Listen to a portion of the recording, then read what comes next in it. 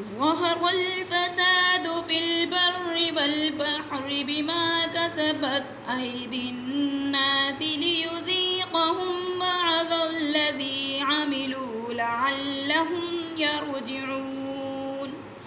قل سيروا في الأرض فانظروا كيف كان عاقبة الذين من قبل كان أكثرهم مشركين فأقم وجهك للدين القيم من قبل أن يأتي يوم لا مرد له من الله يومئذ يصدعون من كفر فعليه كفره ومن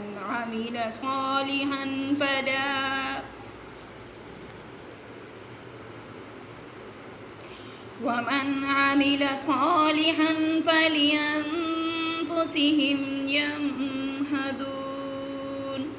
ليجزي الذين آمنوا وعملوا الصالحات من فضله إنه لا يحب الكافرين ومن آياته أن يرسل الرياح مبشرات وليذيقهم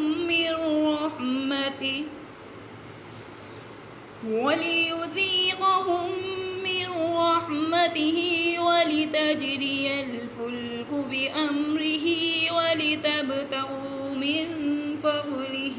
ولعلكم तशकुरून। प्यारे बच्चों, आज तक का आपका इतना ही सबक है। इसे आपने कम से कम 15 से 20 दफ़ा आपने